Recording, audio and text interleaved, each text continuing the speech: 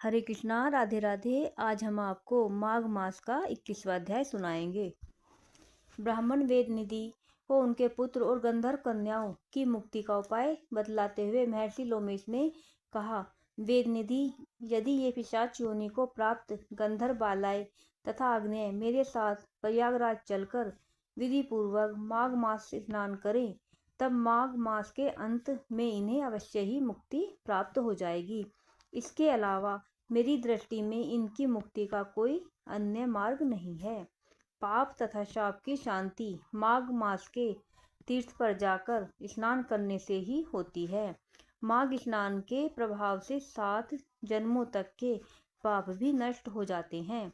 विभिन्न नदियों और तीर्थों में स्नान का महात्म्य बतलाते हुए महर्षि लोमेश ने कहा, हे विप्र, सरयू, गंडकी, चंद्रभावन, महानदी, शरभद्रा, कृष्णा, कावेरी, सरस्वती, ताप्ती, गोदावरी, पयोष्णी, कृष्णवेणिका तथा तुंगभद्रा इत्यादि महानदियों में माघ स्नान करने से स्वर्ग लोक प्राप्त होता है।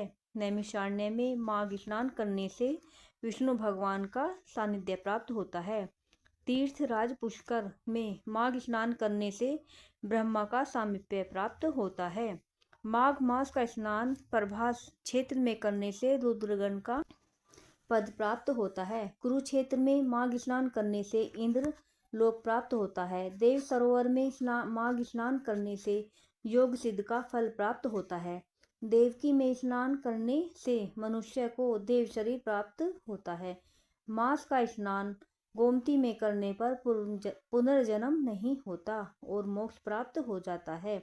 महाकाल, ओकेश्वर, अमरेश्वर, नीलकंठ, अर्बुद तथा हेमकूट में स्नान करने से ऐश्वर्य सहित रुद्रलोक प्राप्त होता है। प्रयाग में तो माघ मास में मात्र 3 दिन स्नान करने पर महापापी मुक्ति पा जाते हैं तथा देवलोक में देवताओं के समान सभी सुख प्राप्त होते हैं। हे वेदनिधि, एक समय ब्रह्मा जी ने समस्त तीर्थों, व्रतों, दानों, तपो एवं यज्ञों एक पलड़े में तथा प्रयागराज के माघ स्नान का फल दूसरे पलड़े में रखकर तोला था। तब माघ स्नान का पलड़ा ही भारी था, अतएव इसे सर्वाधिक फलदायी जानना चाहिए। इसके विषय में मुझे एक छोटा सा आख्यान याद आ गया है, वह मैं तुम्हें सुनाता हूँ, इसे ध्यानपूर्वक सुनो। अत्यंत प्राचीन काल का वृतांत है। अवंती राज्य में वीरसेन नामक एक धर्मात्मा राजा राज्य करता था। उसने नर्मदा नदी के तट पर राजसूय यज्ञ किया था।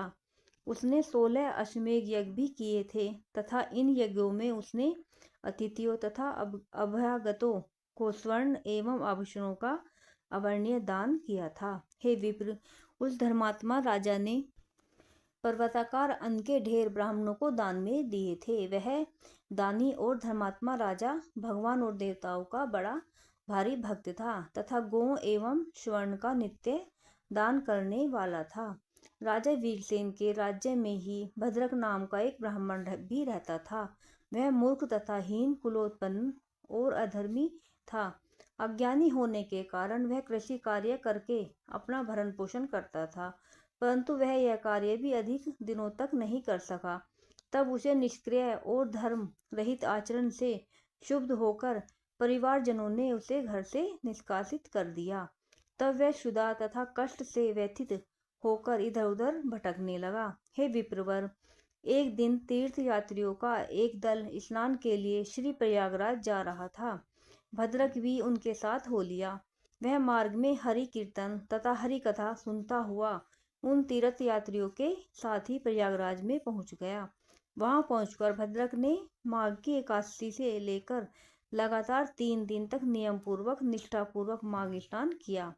यही नहीं बल्कि उसने श्रम कार्य कर कुछ द्रव्य भी अर्जित किया और इस द्रव्य में से कुछ दान भी किया। प्रयागराज में माघ मास में 3 दिन के स्नान से ही उसका हृदय परिवर्तन हो गया। उसने संकल्प किया कि अब वह आजीवन चोरी, निंदा, द्वेष, ईर्ष्या इत्यादि अपकर्मों से मुक्त होकर इंद्रियों को वशीभूत रखकर जीवन व्यतीत करेगा। सत्य और अहिंसा का पालन करते हुए शुभ कर्मों में लीन रहेगा। आगे उसने अपने संकल्प अनुसार ही जीवन व्यतीत किया। उसने भिक्षावृत्ति तथा दान इत्यादि लेने को त्याग कर कठिन श्रम करके जीवन व्यतीत करते हुए परोपकारी जीवन बिताया। अपनी परोपकारी वृत्ति तथा ईश्वर भक्ति के कारण भद्रक संपूर्ण प्रांत में लोकप्रियता तथा श्रेष्ठ सम्मान को प्राप्त करता गया। उसने खूब धन, ऐश्वर्य तथा यश प्राप्त किया। पृथ्वी पर लंबा और ऐश्वर्यपूर्ण जीवन बिताने के पश्चात देवयोग से राजा वीरसेन तथा भद्रक की एक ही समय में मृत्यु हो गई। दोनों को ही अपने सत्कर्मों से स्वर्ग प्राप्त हुआ। मैंने स्वर्ग में जाकर उनकी स्थिति को स्वयं देखा है। वे आज भी स्वर्ग में निवास करते हुए दिव्य सुख भोग रहे हैं। अपने नेत्रों द्वारा देखा हुआ प्रयागराज में माघ स्नान का यह महत्व मैं तुमसे संपूर्ण रूप से मुख द्वारा वर्णन नहीं कर सकता हूँ। हे विप्रवर, इस विषय में तुम अब पिशाच मोचन नामक एक आख्यान सुनो। प्राचीन काल में दयासागर तथा देवदूति नामक वैष्णवों ने पिशाचों की मुक्ति प्रदान की थी। इसे ये गंधर्व कन्याएं तथा तुम्हारा पुत्र भी सुने। निश्चय ही इन्हें पिशाच योनि से मुक्ति प्राप्त होगी। राधे राधे।